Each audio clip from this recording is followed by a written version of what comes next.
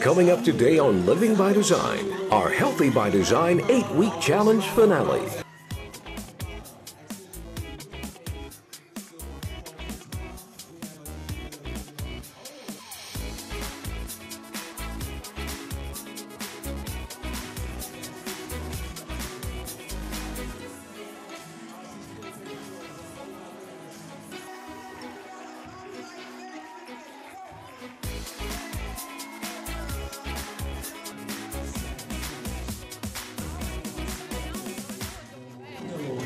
With pillow, shoulders, and arms, ladies and gentlemen.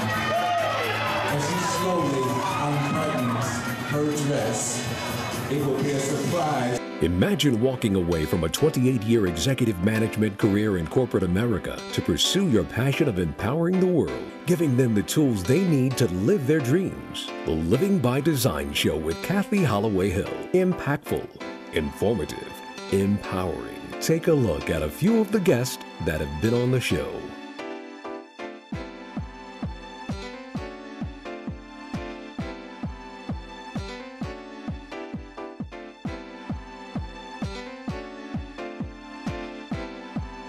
It's your time to be living by design. Hi, I'm Kathy Holloway Hill. Welcome to Living by Design, our Healthy by Design 8-week challenge finale.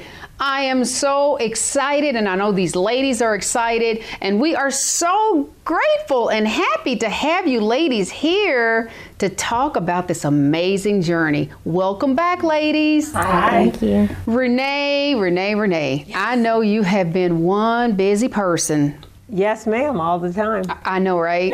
Not with just the 8-week challenge, but a lot of other things that we're going to talk about, in this segment and the next segment. Mm-hmm. But I want to first talk to the ladies. And ladies, I want you all to tell our viewers, how has the challenge changed you? What has it done for you? And how much progress did you make? Okay. Well, it's been challenging. I've lost about 8 pounds. Just been working out. It's really helped me accountable as far as my eating and, just working out more and things like that. So it's been good. Good. Awesome. And you lost how much again? 8 pounds. 8 pounds. That's very, very good. So you are doing some serious work. I'm trying. Are you also lifting as well? I'm still lifting. Nice. And Brittany, so how has this helped you, and what kind of goals have you accomplished? My weight loss hasn't been as drastic, I would say, as Shauna's, but I have come down inches and pounds a few. Awesome. But most importantly, it's helped my habits. I'm more conscious when I'm eating, especially eating out or out with my girlfriends. I'm paying more attention to what I'm putting in my body, and that's been the most important for me. I am so glad you said that. That is a very good point, eating out. Mm-hmm. Because we really don't think about the food choices that we make because we feel like, oh, I'm eating out so I can just splurge and just throw caution to the wind. But that's not necessarily true because there are always healthy choices on any restaurant's menu, I think. Isn't that right? Most restaurants have some decent lower calorie options when it comes to meals. But the problem is, when you're out with friends or you're celebrating, and this time of year, it doesn't tend to be the choice that you make. Right, with all the parties and holidays. Yes. Yeah. Renee, let me just ask you, I know you do a lot of this with our Healthy by Design Challenge, and it's been magnificent, and I'm enjoying it so much.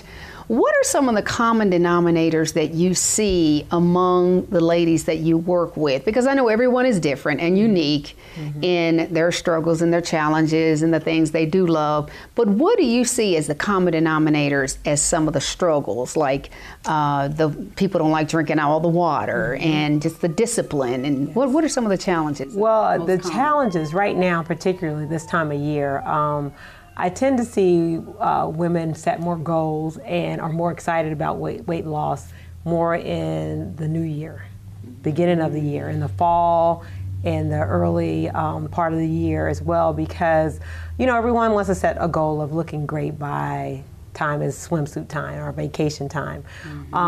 This challenge particularly, and with this group of ladies, I always see, and even with other clients, I tend to see what happens is in the summertime we fall off. You notice that at the gyms, like January, February, the gyms are very full. Lots of people are in there trying to set goals and lose weight. But this time of year, people are vacationing.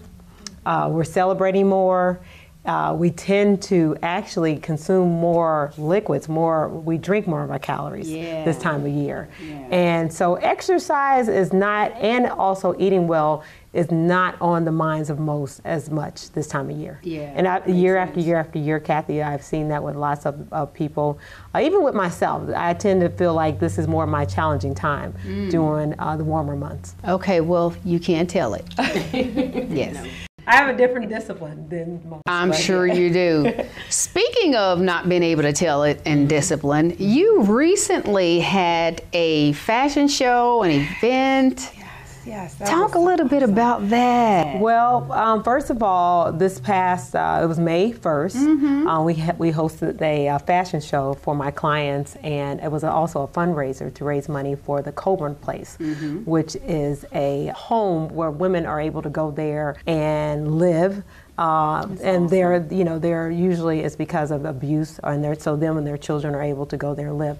So that was our charity this year, to raise money for. So I'm very excited about that, because we'll be able to go in and decorate some of the apartments from the ladies with the funds that we have raised for that center. And then I'm also going in with some of the ladies to do a fitness program, to give them something else, to help build self-esteem and make them feel good about themselves.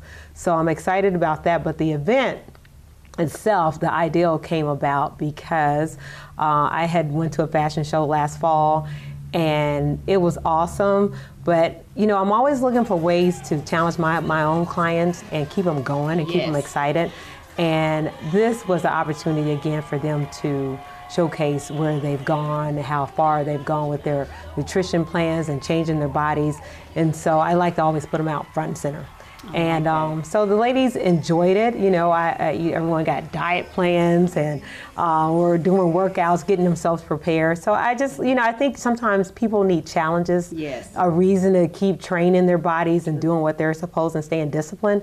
And so I try to always incorporate that. So brought the two together, helping the Coburn Place, and then also encouraging and continually pushing the ladies of Fit with Renee. That's awesome. Well, it definitely has been a very busy 8 weeks. Now, I want to talk about the skit. We did a special skit at the show, and it was all about your journey from where you were to where you are now. Your before and your after. Yes. And Renee, it was so touching. It was so moving. What inspired you to want to do that piece? Well, first of all, a lot of people still don't know much about how we are here, because all they know is that there's a bunch of ladies that train together, they're all looking good. And so, typically any event I give, I usually come out and talk about how Fit with Renee got started. And so when we were putting together the fashion show, I thought, this will be a great opportunity for me to be silly sometimes and, show people where I came from, how it all got started. And it all got started based on the fact that I had went to a health club and saw women look really good. And I was just like, oh, I want to look like them. Sometimes you need something to motivate, and that motivated me. So I needed to I wanted to show people, because we had a guest list of 350 people. Whoa. Yes, and so I wanted to show them how this journey began and why I'm able to influence so many others. Yes. Well, I was very honored that you asked me to narrate it, and it turned out in such a magnificent, impactful way. The crowd went crazy when you actually came out of the fat suit, because for those of you who didn't get an opportunity to see it, I would recommend you go to her website and purchase that DVD, because it is amazing. I just loved it. It inspired me so much that I kind of got off script. I was just so excited. But it's great. I was just so excited about the journey and where you came from and where you are now, and how you're just motivating so many people. And with the the structure of how it was put together. It was just really awesome. And I enjoyed doing it. It was so fun. I was a little nervous at first, but it's my life. Yes. And it's what happened to me, and so I like to share that with people, because people sometimes, if they feel like you've never struggled before, or you don't know what it is to lose weight, they can identify more with you when they understand where you've been. Right. And we're going to hold that thought, because we're going to come back and talk about that. We're going to take a quick break, and we're going to be right back with more of Healthy by Design. Don't go anywhere. Focus, inspiration, transformation. Fit with Renee.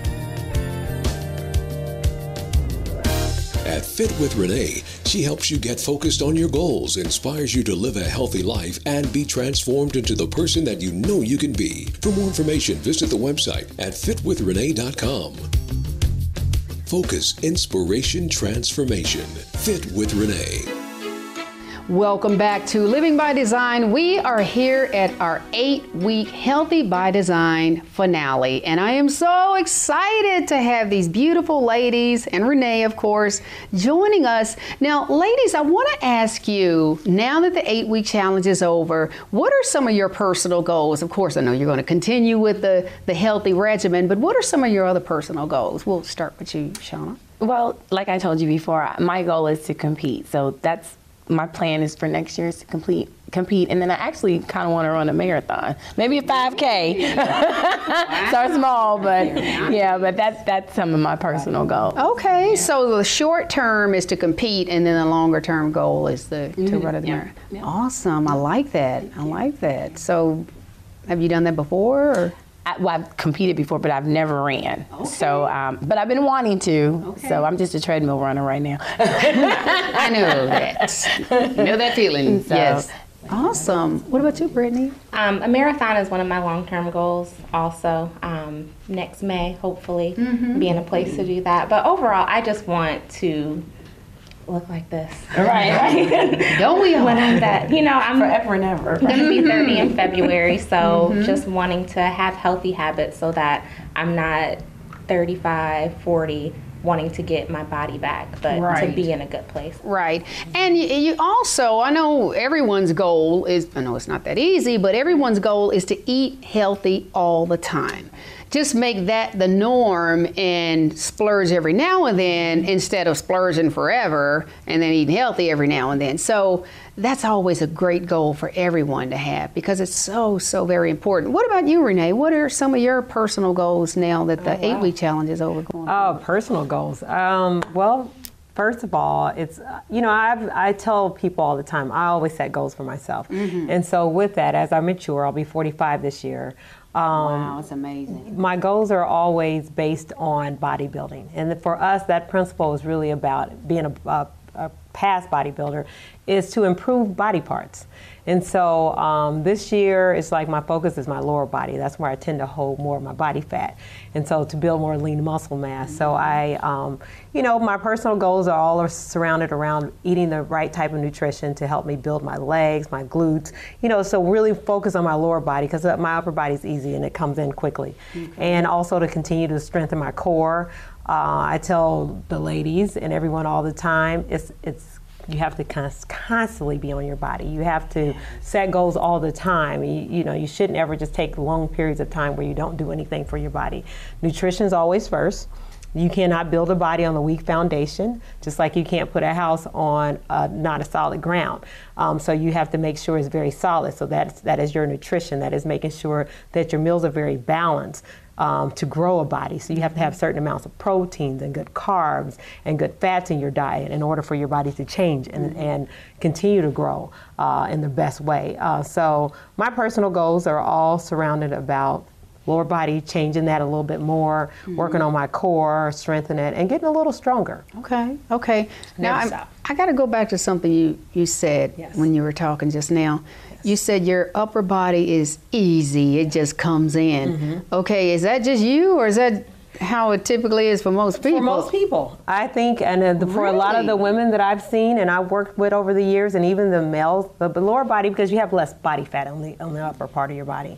And so typically we're going to carry our weight more on our legs and our, on our back sides and our midsection. But usually arms and chest and back, those areas are easy to change. And that's the first thing I usually see change when I notice someone losing weight. Wow. That's very interesting. Yeah, just less body fat. Okay, okay. Let me ask you about yo-yo dieting. I know a lot of people do that, and I don't know if they mean to or not. Maybe they just might get in this mindset, oh, I'm going to lose weight, and they go on this kick. Yes. And then they fall off the wagon. They go back and forth back. Is that dangerous? It's very dangerous. A lot of people do anything from fasting to cutting calories. You know, I think you just have to have a knowledge of how to eat, and it's really basic. You got to know that your meals have to be well balanced so that you can keep your blood sugar levels balanced. That basically means you have to not eat a lot of processed foods in your diet. You're not a lot of refined sugars in your diet, because when you consume more of those type of things in your diet, for example, if you're a person that eats a lot of, let's say, crackers or processed meats, like a lot of lunch meats or hot dogs or things like that, those things for our bodies are not good. And so our bodies tend to store as fat. It raises our blood sugar levels, it makes your body store more fat.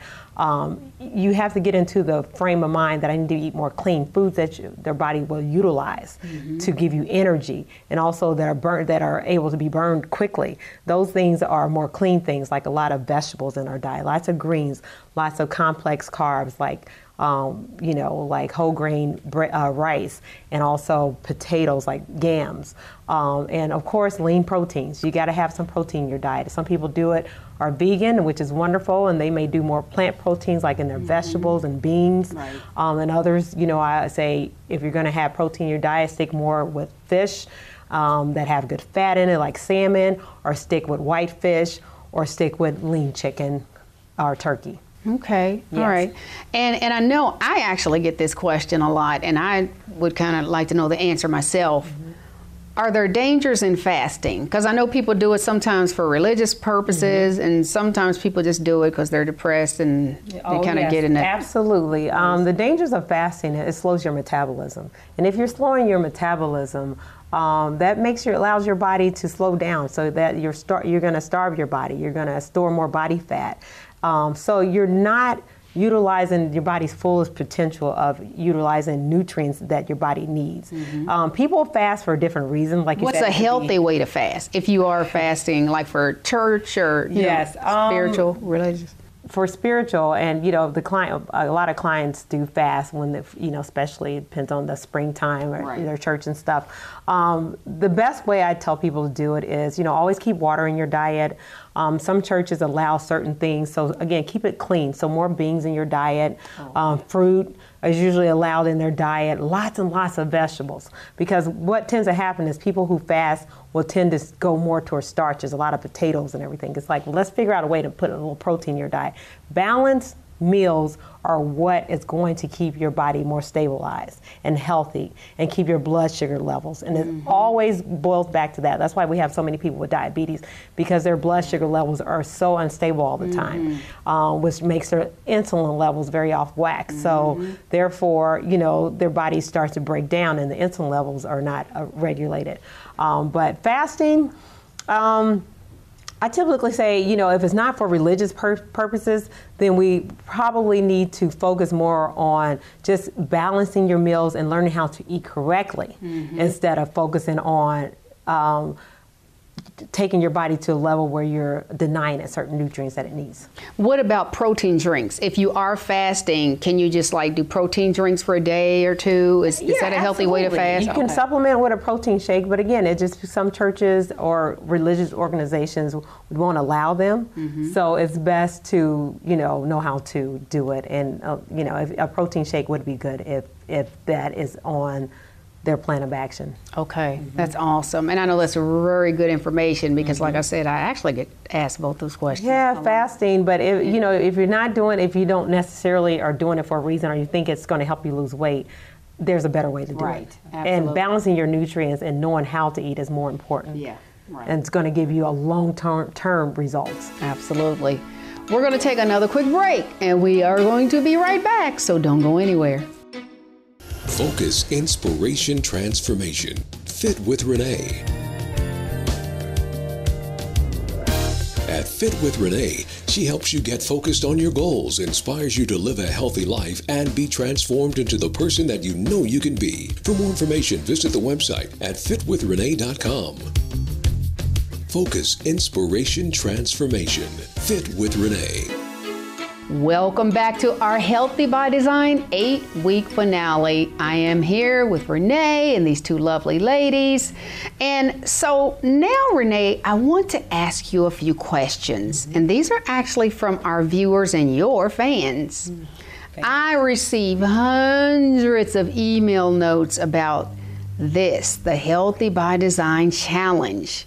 So if you don't mind, I'm just going to read a couple of those, and you can, I'm not going to give any names, so don't panic out there.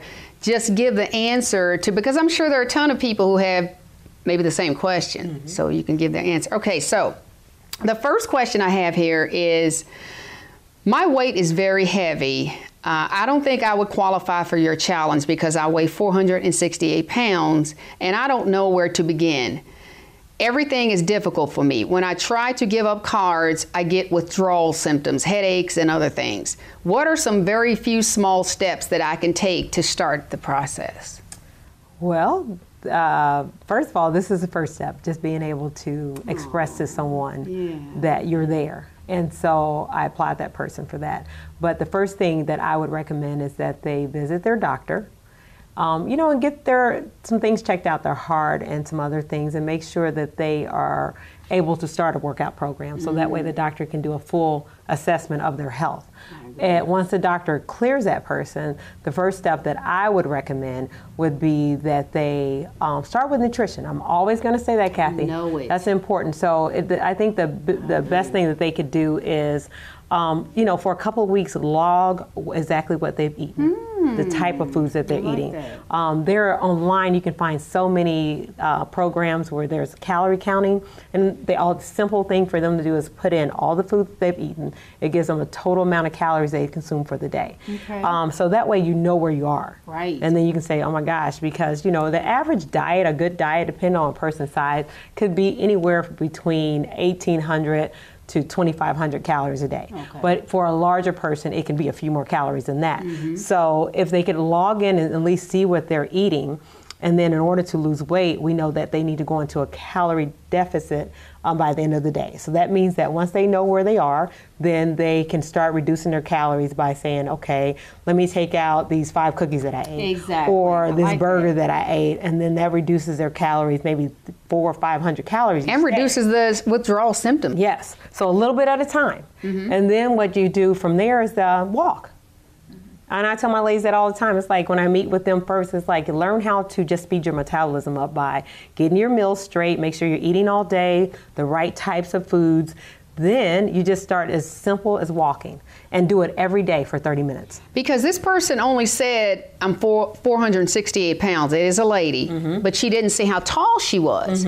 So, I mean, if she's 5 feet tall, she probably may not be able to get up and move. But if she's 5'11" at 468, she probably can get up and move and do a little something. Yeah, absolutely. That's why I say start with your doctor. And if you're able to and the doctor clears you, then walking is always the best thing because you're going to burn calories. So if you make it a habit of just 30 minutes a day, you can even start out with 15 minutes, but do something every day to burn calories along with reducing the type of calories that you're consuming.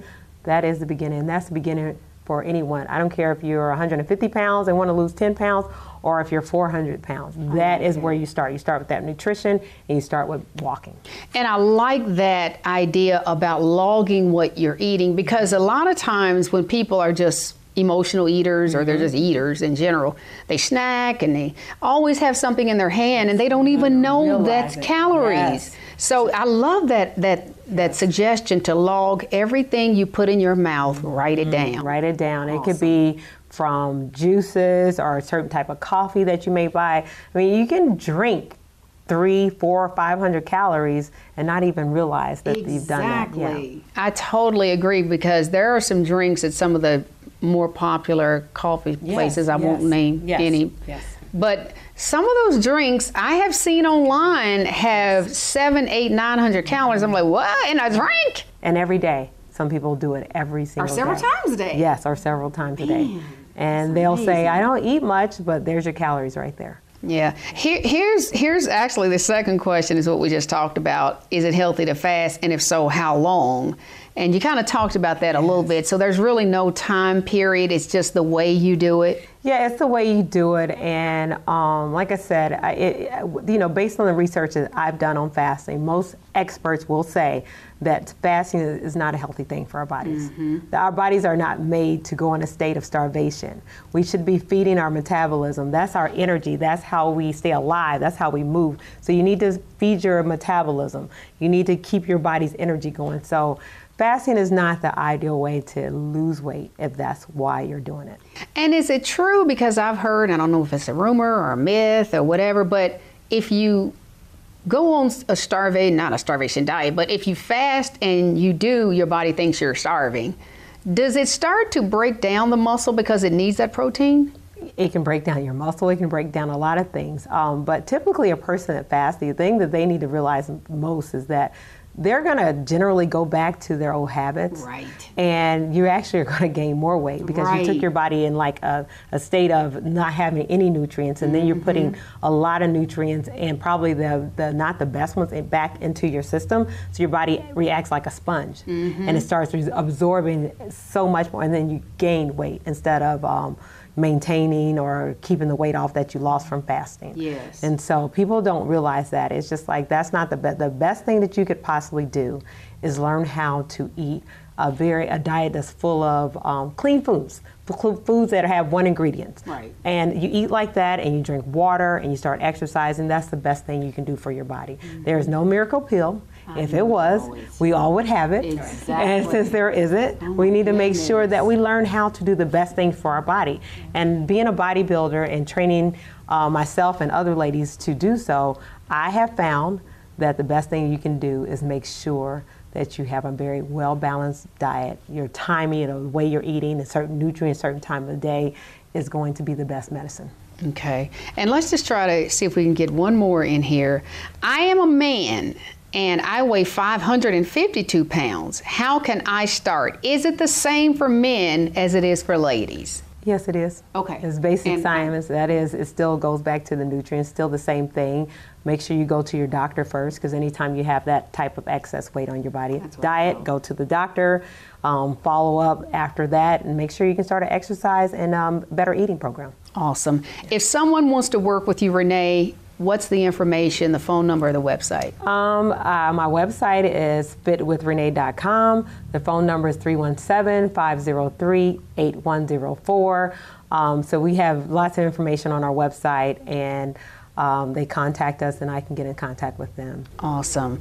Ladies, it has been a magnificent 8-week journey. I am so proud of you all, and I'm always proud of you, young lady. You are you're a model for so many individuals, men and women. So thank you for all the work you do. Thank you.